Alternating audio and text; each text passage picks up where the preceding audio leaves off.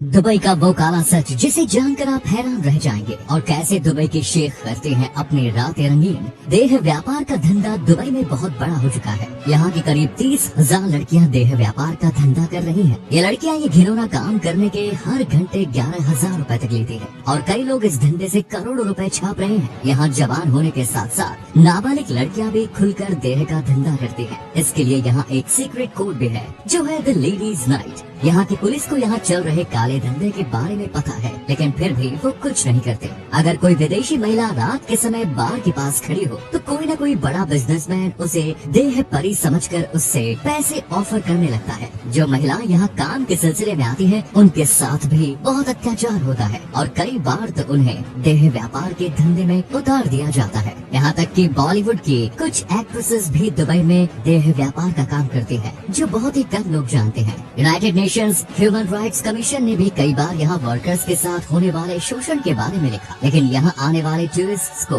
Dubai का ये काला सच नहीं दिखाया जाता। आज के समय में दुबई दुनिया के मोस्ट फेमस टूरिस्ट डेस्टिनेशंस में से एक है, जहाँ हर साल करोड़ों लोग यहाँ घूमने आते हैं। लेकिन आपको जानकर हैरानी होगी कि आज से 200 साल पहले दुबई सिर्फ रेतों से भारी बंजर देश था। वहीं आज दुबई दुनिया के सबसे डेवलप कंट्रीज में से एक है, जहाँ बड़ी बड़ी इमारतें, बुर्ज अल अरब, दुबई फ्रेम और पाम जुमेराह जैसे शानदार आर्किटेक्ट के साथ लग्जूरियस कार्स, नाइट लाइफ और ऐशो आराम की जिंदगी जीने का हर एक सुविधाएं हैं। हाल ही में दुबई गवर्नमेंट ने अगले 20 साल के लिए बहुत सारा मास्टर प्लान तैयार भी किया है, जिसे विजन 2040 का नाम दिया गया है। लेकिन क्या ये प्लान पूरा हो पाएगा? क्या दुबई सच में इतना अमीर है और हमेशा ही ग्रो करता रहेगा? एक रिपोर्ट के तहत आज 2023 में दुबई की जीडीपी का सिर्फ 1% हिस्सा ऑयल से आता है, जबकि बाकी 99% टूरिज्म, फाइनेंस और सी ट्रेड से आता है। लेकिन क्या सच में ऐसा ही है? आज से करीब 200 साल पहले 1822 में दुबई सिर्फ समंदर की मछलियों से पेट पालने वाला देश था और ऐसे ही मुश्किल से अपना गुजारा कर रहा था। फिर उसके बाद दो बड़ी चीजें हुई, एक ऑयल का मिलना और दूसरा दुबई में नए रूलर का आना, शेख राशिद अल मुख्ताम, जिसने दुबई को एक अलग नजरिए से देखा। वो जान चुका था कि दुबई को अगर कम समय में ज्यादा तरक्की करनी है तो उसे हर हाल में अबू धाबी का सपोर्ट चाहिए होगा, क्योंकि उस समय अबू धाबी सबसे ज्यादा ऑयल प्रोड्यूसर रहा है। और खुशकिस्मती से अबू धाबी के सुल्तान शेख जायद बिन भी चाहते थे कि सारे एमिरेट्स कंट्रीज एक दूसरे से मिलजुल कर रहे, जिससे कि कोई भी खतरा आने पर एक साथ उनका सामना कर सके। और 1971 में दुबई एक साथ होकर यूनाइटेड अरब एमिरेट्स की संगठन की और अबू धाबी इसका कैपिटल बन गया। जैसे जैसे ऑयल से पैसा आने लगा, शेख ने दुबई का इंफ्रास्ट्रक्चर चेंज किया, जिसमें दुबई का रोड, एयरपोर्ट और बिल्डिंग्स को दुबई को दूसरे देशों से अलग पहचान दिलाती। दुबई के पास अब first class restaurants, banks, road services available थी। इतना ही नहीं, शेख ने लोकल एयरपोर्ट को एक्सपेंड करके फ्लाई एमिरेट्स को जन्म दिया। इन स्टेप से दुबई अब मिडिल ईस्ट और नॉर्थ अफ्रीका का इम्पोर्टेंट डेस्टिनेशन बन गया।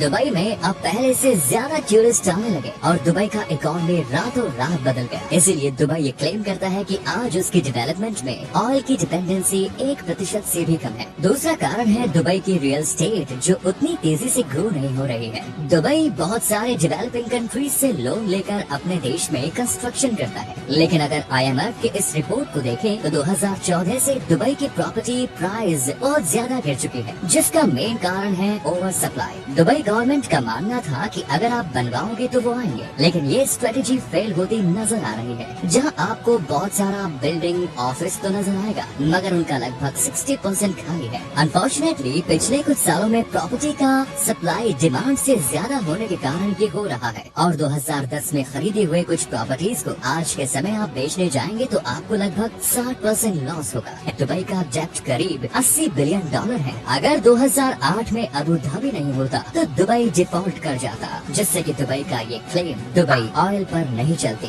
ये पूरी तरह से गलत हो जाता। दूसरा कारण है दुबई की रियल एस्टेट, जो उतनी तेजी से ग्रो नहीं हो रही है। दुबई बहुत सारे डेवलपिंग कंट्रीज से लोन लेकर अपने देश में कंस्ट्रक्शन करता है, लेकिन अगर IMF के इस रिपोर्ट को देखें तो 2014 से दुबई की प्रॉपर्टी प्राइस बहुत ज्यादा गिर चुकी है, जिसका मेन कारण है ओवर सप्लाई। दुबई गवर्नमेंट का मानना था कि अगर आप बनवाओगे तो वो आएंगे, लेकिन ये स्ट्रेटेजी फेल होती नजर आ रही है। जहां आपको बहुत सारा बिल्डिंग ऑफिस तो नजर आएगा, मगर उनका लगभग 60% खाली है। अनफॉर्चुनेटली पिछले कुछ सालों में प्रॉपर्टी का सप्लाई डिमांड से ज्यादा होने के कारण ये हो रहा है, और 2010 में खरीदे हुए कुछ प्रॉपर्टीज को आज के समय आप बेचने जाएंगे तो आपको लगभग 60% लॉस होगा। एग्जाम्पल के तौर पर एमिडेन 1 जो दुबई का एक बहुत बड़ा प्रोजेक्ट था, इस पर 2015 में काम तो शुरू हुआ, मगर डिमांड कम होने के कारण इसे बंद करना पड़ा, और इसको बनाने वाला कंपनी आज के समय बैंकरप्ट हो चुकी है। इसके अलावा दुबई में लेबर प्रॉब्लम्स है, क्योंकि दुबई का पॉपुलेशन ज्यादा नहीं है, जिसके चलते उन्हें इंडिया, पाकिस्तान, नेपाल जैसे देशों से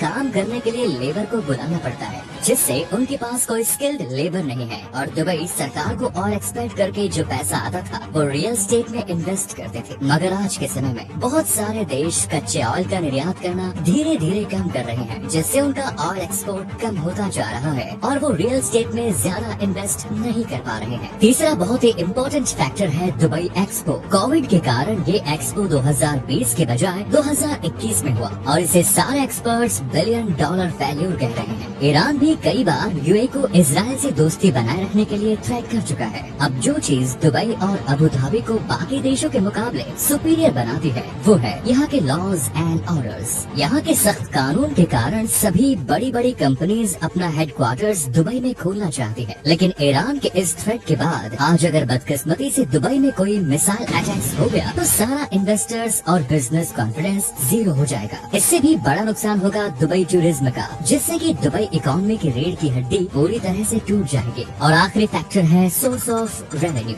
जिसका मतलब है कि दुबई उन चंद कंट्रीज में से एक है जहां पर 0% इनकम टैक्स है, यानी कि आप दुबई में जितना ज्यादा चाहे कमाओ, आपको दुबई सरकार को कोई भी इनकम टैक्स नहीं देना पड़ेगा। दुनिया की सभी डेवलप कंट्रीज में इनकम टैक्स देना पड़ता है, जिससे कि वो देश अपनी इकोनॉमी और इंफ्रास्ट्रक्चर डेवलप करने में पैसा खर्च कर सके। दुबई में ऐसा नहीं है, जो दुबई की प्रॉब्लम्स के लिए कहीं हद तक जिम्मेदार भी है। तो इन 5 फैक्टर्स को मद्देनजर रखते हुए ये बात तो जाहिर है कि दुबई का फ्यूचर पूरी तरह से अबू धाबी पर डिपेंडेंट है, चाहे वो ग्लोबल ऑयल डिमांड हो या फिर यूएई का फॉरेन पॉलिसी। दूसरी तरफ दुबई को टूरिज्म के अलावा अपने इनकम सोर्स डेवलपमेंट करने का सख्त जरूरत है। कंस्ट्रक्शन को रेगुलेट करने की जरूरत है, ताकि प्रॉपर्टी की सप्लाई डिमांड से बाहर न जाए और उनकी प्राइस भी लिमिट में रहे। जहाँ तक दुबई के 80% पॉपुलेशन इमिग्रेंट्स हैं, जो आज दुबई की तरक्की के लिए बहुत ही अहम भूमिका निभा रहे हैं। खैर जो भी हो, दुबई आज अपने आप में एक मिसाल है, लेकिन पूरी दुनिया में दुबई जैसा कोई भी सिटी नहीं मिलेगा। लेकिन ये कब तक ऐसा बना रहेगा,